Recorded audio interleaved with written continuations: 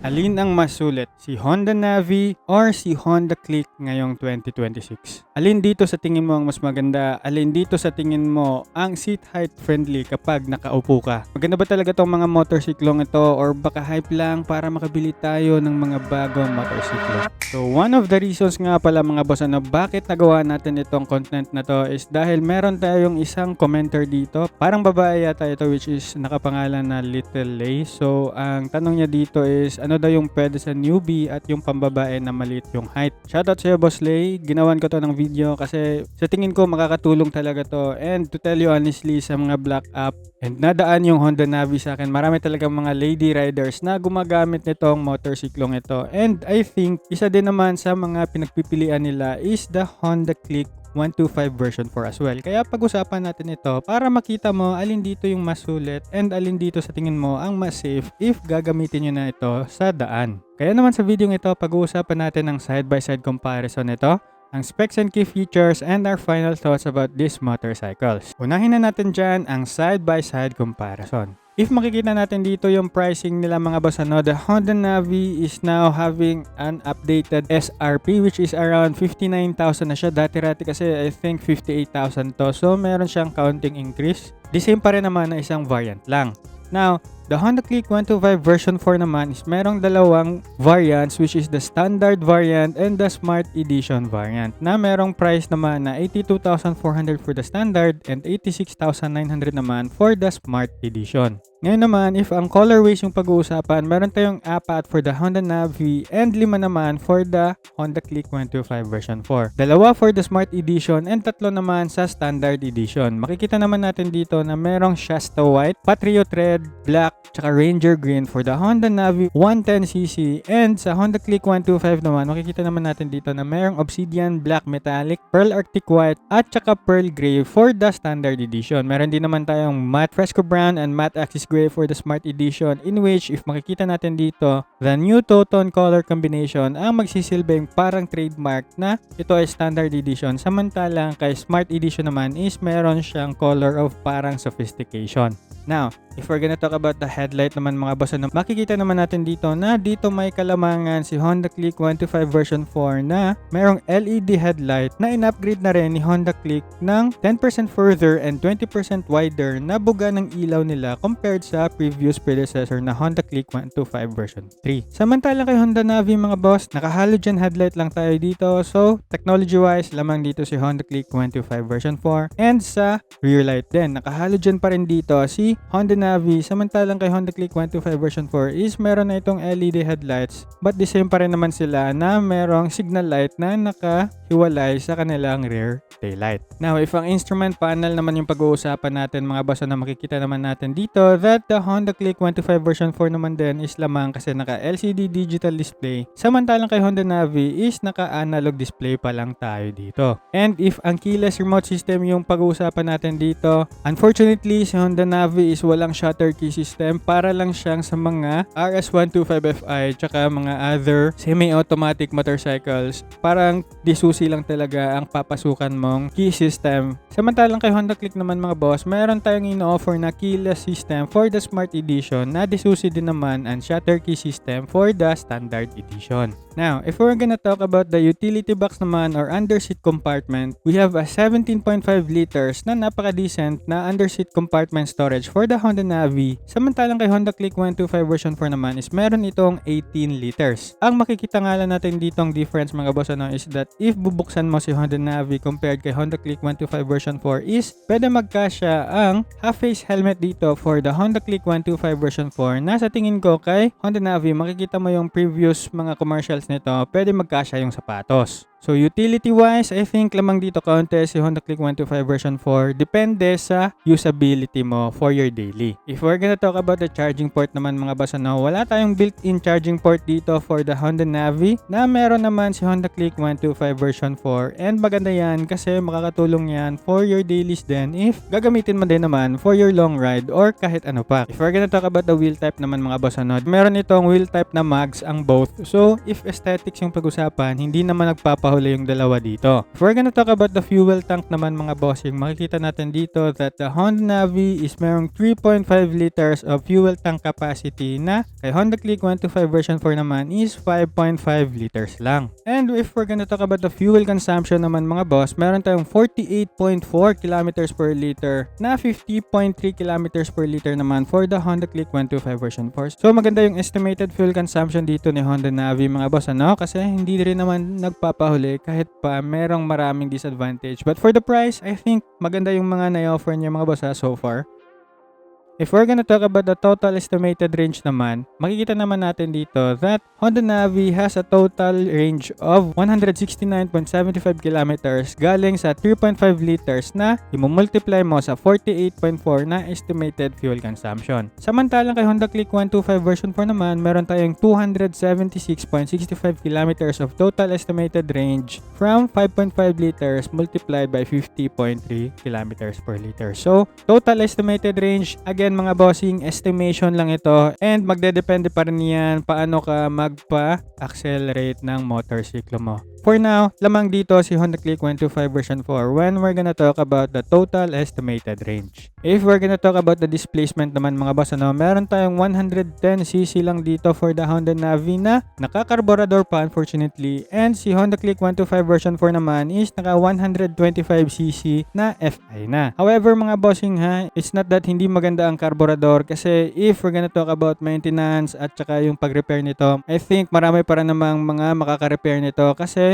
the technology itself is more easier to repair compared sa mga FI. But when it comes to technology, medyo lamang naman dito si Click 125 version 4. Ngayon naman, if ang pag-uusapan naman natin is ang gulay board, dito rin lamang sa Honda Click 125 version 4 is because meron itong gulay board. So if ever gagamitin mo ito pang pamalengke, gagamitin mo to sa mall kapag meron kang mga dalang groceries, makakatulong din naman ito sa iyo. However, if makikita mo yung aesthetics dito ni Honda Navi is that meron itong parang tangke dito sa harap mo. So medyo mas astig yan tignan sa mga other POVs. If we're gonna talk about park brake naman mga boss, makikita naman natin dito na maganda tong mga motorsiklong ito kasi meron tayong park brake dito sa ating mga motorsiklong kino-consider na to. Kasi if we're gonna use the park brake naman mga boss, especially sa mga malls, sa mga last located park location mo, makakadagdag security na rin ito na hindi talaga ito uusbong if ever naka-click yung park brake natin. Now, if we're gonna talk about ISS naman mga boss, or idling stop system, aka auto start stop, makikita naman natin dito na dito naman lamang si Honda Click 125 version 4 kasi if we're gonna use this feature, especially sa mga traffic na daan, naka full stop tayo, the engine will automatically turn off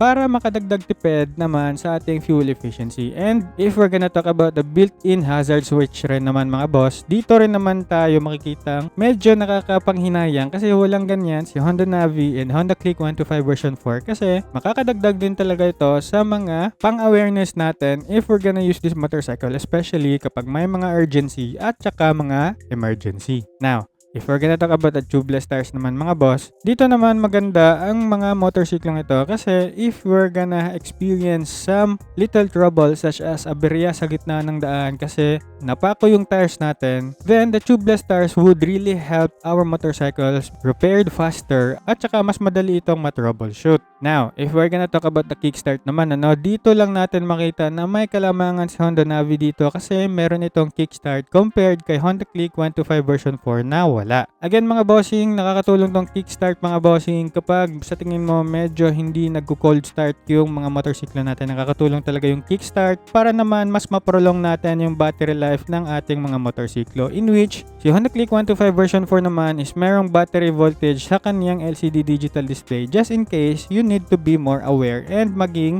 observant if sa tingin mo medyo hindi na ganyan kasigla yung battery mo. If we're gonna talk about the customizations mga bossing, for the previous months wala pa tayong makita mga customizations for the Honda Click 125 version 4 mga boss, but for now I think makikita naman natin dito that the Honda Click 125 version 4, if merong mga top box, maganda din naman siya tignan. However, for the Honda Navi, if we're gonna talk about customizations, makikita naman natin dito that napakaraming pwede mong mapaglagyan dito for the Honda Navi if you're just creative enough. Ano yung pwede mong lagyan dito? Meron tayong skid plate, yung gulong niya ginawang pang dual purpose tires, meron siyang MDL, meron siyang tapaludong parang beak.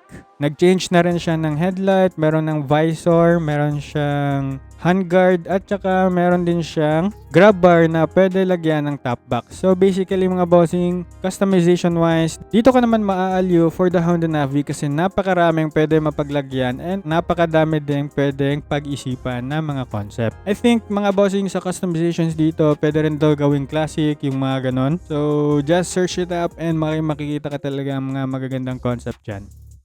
If we're gonna talk about the specs and key features naman mga bossing, makikita naman natin dito that the Honda Navi have 109.1cc na displacement na naka-air-cooled. Samantalang kay Honda Click 125 version 4 naman is 125cc na displacement and naka-liquid cooled na. With a power of 7.89 horsepower at 7,500 RPM naman for the Honda Navi. Meron naman tayong 11.0 horsepower at 8,500 na power naman for the Honda Click 125 version 4. When we're gonna talk about the torque naman, meron tayong 8.91 Newton meters at 5,000 RPM for the Honda Navi, 10.8 Newton meters at 5,000 RPM naman for the Honda Click 125 version 4. Compression ratio mga boss, meron tayong 9.5:1 for the Honda Navi and 11.0:1 naman for the Honda Click 125 version 4. And lastly, if bore stroke naman yung pag-uusapan, makikita natin dito 50/55.6 naman for the Honda Navi and 52.4/57.9 naman for the Honda Click 125 version 4. So if ang spec sheets yung pag-usapan, dito lamang si Honda Click 125 version 4 mga bossing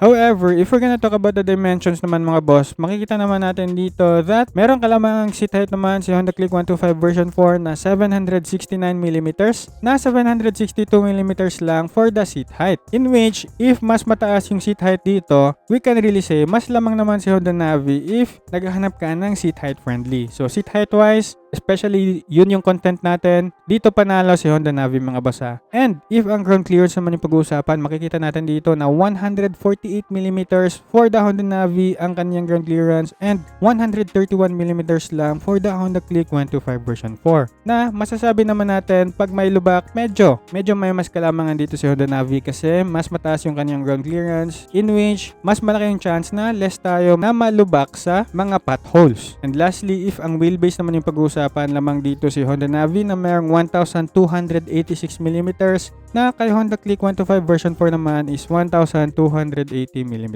na wheelbase. Now, if we're gonna talk about the front tires naman mga bossing, 90/80/14 naman for the Honda Click 125 version 4 na 90/90/12 for the Honda Navi. So if ang lapad yung pag-uusapan, medyo mas malapad konti dito si Honda Navi, pero mas mataas naman yung inch tires dito for the Honda Click 125 version 4. Ngayon naman, pag-usapan na natin ang mga key features nito mga boss. Now, if we're gonna talk about it, makikita natin dito na both of these motorcycles ay merong combi brake. Pareho na nga rin pala sila dito naka-CVT auto mga boss Pero again mga bossing, si Honda Click 125 version 4 ay merong ACG starter at saka auto start stop na. Naka-drum rear brake nga pala tayo dito pero disc brake sa harap na. For the Honda Navi naman is naka-drum brakes lang for both front and rears. Pareho naman din silang merong 2 valves, however, nakakilis na dito si Honda Click 125 version 4 na walang ganyang na-offer si Honda Navi. And lastly, naka-monoshock sila pareho pero naka-carb type si Honda Navi na fuel injected naman for the Honda Click 125 version 4 and pareho sila naka-Honda ASP na feature. So for the price wise mga bossing, I think mas marami ka makukuha dito for the Honda Click pero for the price, I think you are good to go pa rin naman kay Honda Navi. In which, if ang pag-uusapan natin ang final thoughts natin about these motorcycles, masasabi naman talaga natin if seat height lang yung concern natin, ma-recommend talaga natin agad si Honda Navi, especially sa mga babae. I think if they're not into technologies, they're not really into tech stuff, katulad ng mga